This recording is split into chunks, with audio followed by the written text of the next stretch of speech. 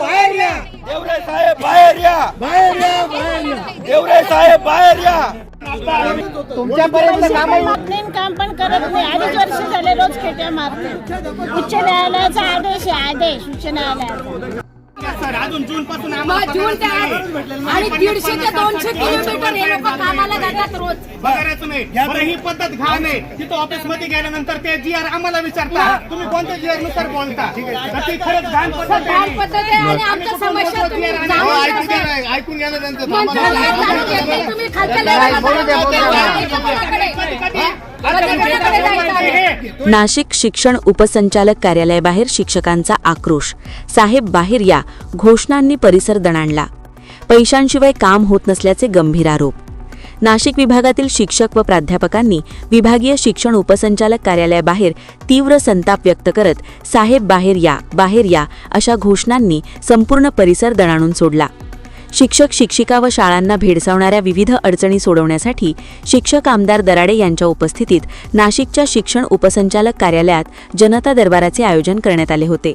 मात्र हा जनता दरबार कमी आणि तक्रारींचा पाऊस अधिक असल्याचे चित्र पाहायला मिळाले. अहमदनगर, जळगाव, धुळे व नाशिक या चारही जिल्ह्यांतून आलेले शेकडो शिक्षक शिक्षिका एक दिवस आधीपासूनच नाशिक रोड येथील शिक्षण उपसंचालक कार्यालय परिसरात मुक्कामाला होते. शिक्षक आमदार दराडे यांच्या उपस्थितीत सुमारे 2 तास जनता दरबार चालला. मात्र धक्कादायक बाब म्हणजे शिक्षण उपसंचालक संजय कुमार राठोड तसेच कार्यालयातील अधिकारी व कर्मचारी सुरुवातीला या जनता दरबारात सहभागी झाले नाहीत. यामुळे संतप्त झालेल्या शिक्षकांनी जोरदार घोषणाबाजी करत कार्यालयात घुसण्याचा प्रयत्न केला. काही काळासाठी परिसरात तणावाचे वातावरण निर्माण झाले. परिस्थिती नियंत्रणात आणण्यासाठी पोलिसांना पाचारण करण्यात आले. पोलिसांच्या हस्तक्षेपानंतर शिक्षण उपसंचालक संजय कुमार राठोड तसेच त्यांचे अधिकारी व कर्मचारी बाहेर आले.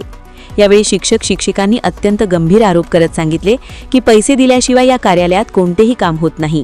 साहेब चांगले असतील मात्र त्यांचे कर्मचारी नाहक त्रास देतात आणि थेट पैशांची मागणी करतात.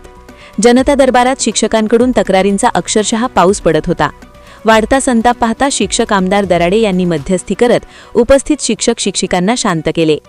विशेष म्हणजे काही दिवसांपूर्वी याच शिक्षण उपसंचालक कार्यालयातील भ्रष्टाचार प्रकरणात काही अधिकारी तुरुंगवास भोगत असल्याची पार्श्वभूमी आहे.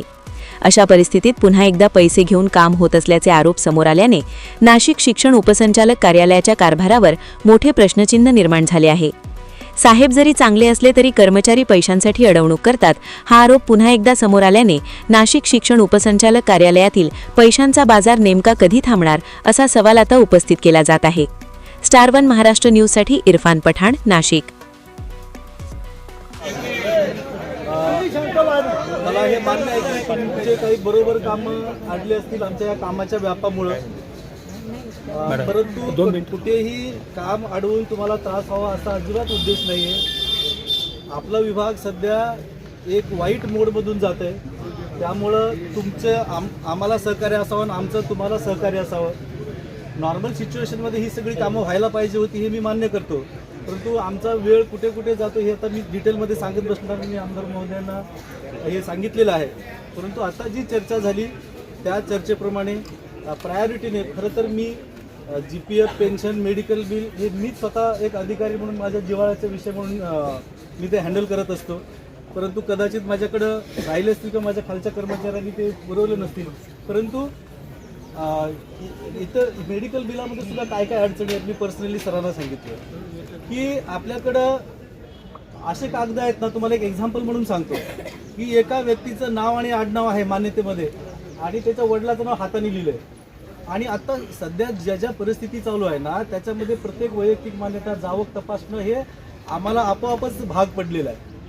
आम्ही पूर्वी एवढं डिटेलमध्ये बघत नव्हतो, परंतु आम्हाला जे अनुभव आले आणि ज्या अडचणी झाल्या त्यातून आम्ही थोडेसे डिटेलमध्ये गेलो म्हणून ह्या गोष्टीला वेळ लागते. अजिबात कोणालाही त्रास व्हावा अशा उद्देशाने हे थांबलेलं नाही. मेडिकल बिल किंवा शालार्थच्या बाबतीत शालार्थचे माझ्याकडे जे आदेश आहेत ना ते आदेश खूप लिमिटेड आहेत. कदाचित ते तुमच्याकडे आदेश असतील ते बरोबर असतील का चुकीचे असतील ते तपासून मला ते बघावं लागेल. त्याला थोडंसं वेळ लागेल. त्या सरांनी आपल्याला फेब्रुवारीची वेळ दिलेली आहे. आम्ही सगळ्या गोष्टी प्रायोरिटीने करू. अनुकंपा त्याच्यानंतर आणखी कोणाचं ते कॉलेज झालेलं आहे, सेन्सिटिव्हली हे सगळे विषय हँडल करू. तुमच्याकडून पण थोडीशी सबुरीची हे गरज आहे, तुमच्या सहकार्याची गरज आहे. माननीय आमदार महोदयांमार्फत मी आपल्याला विनंती करतो की हे सगळे कामं वेळीच मार्गी लागतील.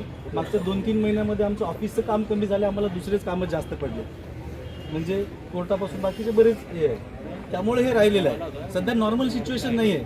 नॉर्मल सिच्युएशन राहिली असती तर तुमचे हे कुठलेही काम अडले नसते, हे मी तुम्हाला सांगतो. आम्ही म्हणत नाही की ते आम्ही करत नाही, पण ते पण आम्ही टप्प्याटप्प्याने ते व्यवस्थित पुढे आणून आपण जे योग्य कामं आहेत ते योग्य कामं मार्गी लावूया अशी मी माझ्या कार्यालयाच्या वतीनं, आमच्या शिक्षण अधिकाऱ्याच्या वतीनं आपल्याला ग्वाही देतो. आणि आपण शिक्षक आहे, आम्ही शिक्षण विभागातले अधिकारी आहे.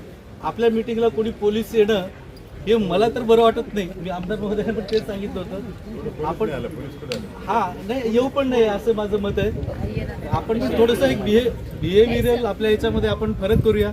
आम्ही आमच्या बिहेवियरमध्ये काही चुकत असेल तर आम्ही ते हे करू, पण तुम्ही सुद्धा एक आपण चांगल्या विभागातले अधिकाऱ्यात, आपण समाज निर्माण करणारे घटक आहे आपलं शिक्षण विभाग. म्हणजे भले आता आपण वाईट मोडमधून चाललोय, परंतु पुढच्या 2-3 महिन्यामध्ये सगळं सुरळीत होईल आणि तुम्हाला आम्हाला सगळ्याला शांती मिळेल अशी मी अपेक्षा व्यक्त करतो.